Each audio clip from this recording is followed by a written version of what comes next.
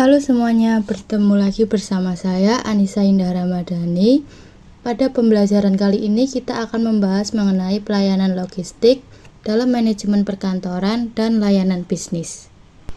Apa itu pelayanan logistik? Pelayanan logistik adalah kegiatan pengelolaan aliran barang, jasa, dan informasi secara terpadu untuk memastikan kebutuhan pelanggan terpenuhi secara efisien dan efektif. Pelayanan logistik memiliki fungsi utama yang meliputi yang pertama, perencanaan dan pemenuhan kebutuhan yang berfungsi menganalisis dan merencanakan kebutuhan barang sesuai anggaran dan prioritas. Yang kedua, penganggaran yang berfungsi memastikan kebutuhan pengadaan sesuai dana yang tersedia. Yang ketiga, pengadaan yang berfungsi melakukan proses pembelian atau lelang barang sesuai dengan kebutuhan. Yang keempat, penyimpanan dan penyaluran yang berfungsi untuk menyimpan dan menyalurkan barang sesuai prosedur perusahaan. Yang kelima, ada fungsi pemeliharaan digunakan untuk menjaga kondisi barang agar tetap layak pakai. Yang keenam, ada fungsi penghapusan yang digunakan untuk memisahkan atau mengganti barang rusak dan tidak terpakai. Dan fungsi yang terakhir yaitu pengendalian, digunakan untuk mengawasi seluruh fungsi logistik agar berjalan tetap efektif dan efisien. Selanjutnya, tujuan utama layanan logistik ada ketepatan persediaan, efisiensi biaya, dan dukungan manajerial. Selain itu, pelayanan logistik juga memiliki berbagai manfaat. Yang pertama, barang tersedia sesuai kebutuhan perusahaan. Yang kedua, mempermudah pendistribusian dan pengiriman barang. Yang ketiga, memudahkan pengadaan barang dan jasa. Yang keempat, meningkatkan kualitas pelayanan perusahaan. Yang kelima, menjamin pencatatan dan informasi logistik yang teratur. Yang keenam, menangani distribusi dari pemasok dengan baik. Yang ketujuh, menjamin pengiriman barang ke konsumen berjalan lancar. Yang kedelapan, membantu mengatasi kendala logistik secara cepat dan tepat. Yang kesembilan, memudahkan pelacakan pengiriman barang. Dan yang kesepuluh, meningkatkan kepuasan dan loyalitas pelanggan. Terdapat 5 komponen utama dalam pelayanan logistik. Yang pertama ada struktur lokasi fasilitas, transportasi, persediaan, komunikasi, serta penanganan dan penyimpanan. Selanjutnya kita beralih pada jenis-jenis layanan logistik. Layanan yang pertama yaitu layanan pengiriman udara. Layanan ini adalah layanan pengiriman cepat melalui pesawat untuk pelanggan yang membutuhkan efisiensi waktu. Contoh dari layanan ini yaitu Garuda Indonesia Cargo. Kemudian layanan yang kedua ada layanan pengiriman laut, yaitu layanan pengiriman melalui kapal untuk barang besar dan jarak jauh, tetapi membutuhkan waktu yang lebih lama. Contoh dari layanan ini yaitu Samudra Indonesia. Layanan yang ketiga yaitu layanan pengiriman darat. Adalah layanan pengiriman yang banyak digunakan melalui truk atau sepeda motor, mulai dari kota hingga daerah terpencil karena tarif harga yang terjangkau. Contoh dari layanan ini yaitu ada JNE, JNT, Si Cepat, dan layanan lainnya.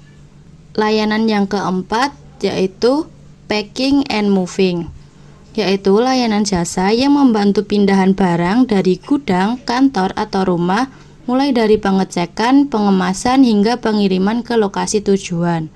Adapun contoh dari layanan ini yaitu GoBox. Kemudian layanan yang kelima ada pergudangan atau warehouse, yaitu layanan penyimpanan barang dalam jumlah besar agar tetap aman dan berkualitas sebelum dikirim ke tujuan distribusi. Contoh dari layanan ini yaitu JNT Warehouse. Layanan yang keenam yaitu Special Handling Shipment, yaitu jenis layanan yang membutuhkan penanganan khusus seperti vaksin dan frozen food. Adapun contoh dari layanan ini yaitu DHL Medical Express untuk vaksin dan JNE Frozen Food Delivery untuk makanan frozen food. Setelah mempelajari jenis-jenis layanan logistik yang ada, kita juga perlu mengetahui proses dari layanan logistik itu sendiri. Yang pertama, pelayanan kargo, yaitu proses pengiriman barang melalui jalur darat, laut, dan udara. Yang kedua, pelayanan packing and moving, yaitu proses pengecekan barang, pengemasan, hingga pengiriman barang ke tujuan. Yang ketiga, warehouse, yaitu proses penyimpanan dan pengelolaan stok barang di gudang sebelum didistribusikan ke konsumen.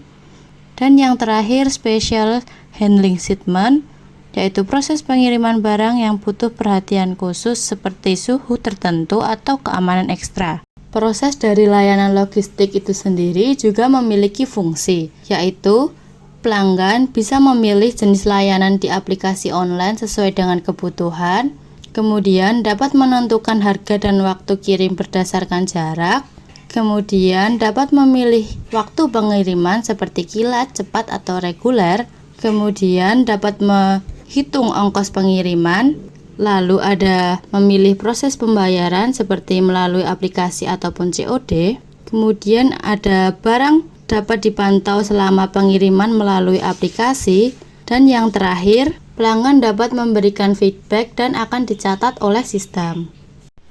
Adapun dokumen yang diperlukan untuk mendukung layanan logistik. Yang pertama ada shipping instruction yang berisi instruksi pengiriman dari eksportir kepada pelayaran yang memuat nama pengirim, penerima, pelabuhan asal dan tujuan, jumlah barang, jenis kemasan, berat, volume, serta informasi khusus lainnya. Fungsinya agar proses pengiriman sesuai permintaan pengirim dan tidak terjadi kesalahan data pada dokumen pelayaran.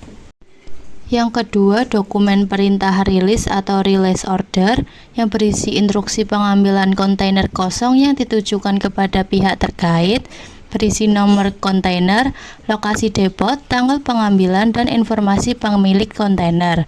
Fungsinya agar pengambilan kontainer bisa dilakukan secara resmi dan terdata.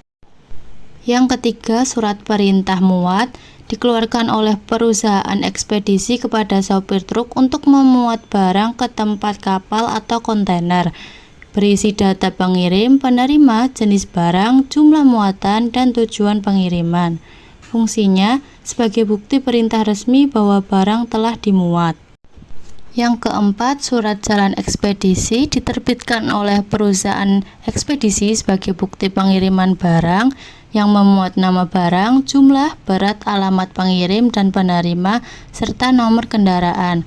Fungsinya untuk memastikan barang yang dikirim sesuai dengan dokumen dan bisa dilacak. Yang kelima, surat jalan pabrik digunakan oleh pabrik saat barang keluar dari gudang produksi menuju pelanggan atau ekspedisi, berisi data barang yang dikirim, jumlah, tanggal keluar, dan tanda tangan pihak terkait. Berfungsi sebagai bukti fisik bahwa barang benar-benar dikirim keluar dari pabrik. Yang keenam, tanda terima atas biaya peralatan atau ekuitas, yaitu dokumen yang berisi pencatatan serah terima kontainer antara pihak depot, memuat nomor kontainer, kondisi fisik kontainer, tanggal keluar atau masuk, dan tanda tangan pihak penerima. Fungsinya untuk memastikan tanggung jawab atas kondisi kontainer. Yang ketujuh, dokumen daftar pendaratan, yaitu dokumen utama dalam pengiriman laut yang menjadi bukti kepemilikan barang dan kontrak pengangkutan. Berisi nama pengirim, penerima, pelabuhan asal dan tujuan, deskripsi barang, jumlah, dan tanggal muat. Fungsinya sebagai bukti penerimaan barang oleh pelayaran dan dasar klaim jika terjadi kerusakan. Yang kedelapan, pesan antar atau delivery order yang dikeluarkan oleh pelayaran kepada importir untuk mengambil barang di pelabuhan tujuan. Berisi nama penerima, nomor kontainer, pelabuhan bongkar dan data pengapalan. Fungsinya sebagai izin resmi pengeluaran barang dari pelabuhan. Yang kesembilan, dokumen invoice, yaitu dokumen tagihan dari penjual kepada pembeli, berisi daftar barang atau jasa, jumlah, harga satuan, total harga, dan syarat pembayaran. Fungsinya sebagai dasar penagihan dan pencatatan transaksi.